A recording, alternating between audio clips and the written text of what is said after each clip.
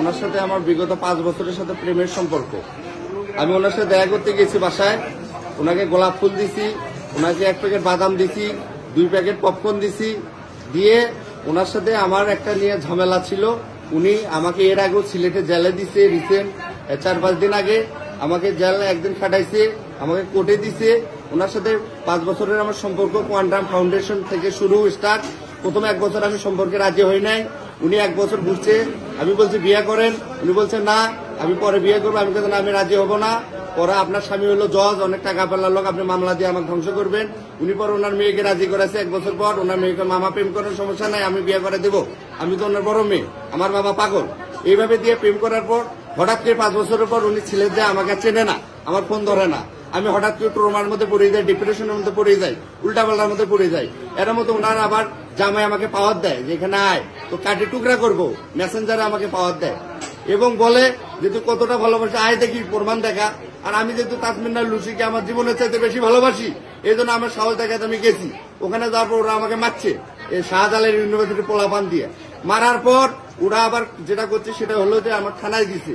থানায় আমি সারা রাত 24 ঘন্টা থাকার পর জেলে কোর্টের আমি ওখান থেকে জামিনে আসি। এখানে আসার পর যেটা হয়েছে যে প্রথমে আমি ওনাকে দেই, সম্পর্ক ভালোই, ওনাকে বলি যে চলেন একটু টিপা দিয়ে দেয়, যেহেতু আপনি আমাকে ফোন ধরেন না, যে আমার দম বন্ধ হয়ে যায়।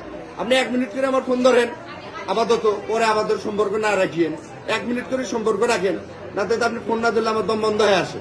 চলেন টিপা দিয়ে আমরা একটু আলোচনা করি। উনি রাজি হলো। উনি রাজি হওয়ার পর প্রথমে বললে তুমি যাও আমি আসতেছি। আমার তো উনি এর আগে 6-7 বার ঘুরেছে যে চলো যাও আসতেছি, যাও আসতে আসে না, যাও আসতেছি ফাঁকি দেয়, আসে না। এই জন্য আমার ভয় ধরে গেছে, এ তো আসবে না, চলো তোমার সাথেই।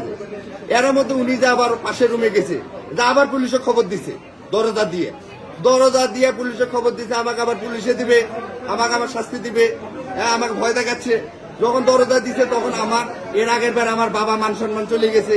আমার বাবাও তো একটা প্যানেল চেয়ারম্যান, ফুলছড়ি উপজেলা বিএনপির সাংগঠনিক সম্পাদক নির্বাচিত, তো তারও তো একটা সম্মান আছে।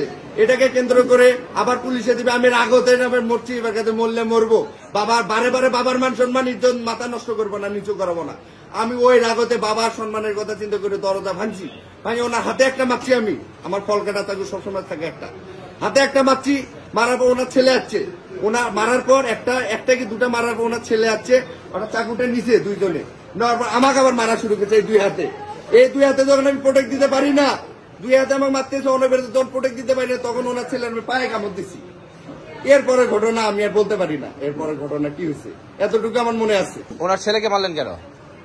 ওনার ছেলেকে মারলাম কেন বলতে, ওনার ছেলেকে তো আমি মারতে যাইনি। ওনার মা যখন মারতে গেছে, ওনার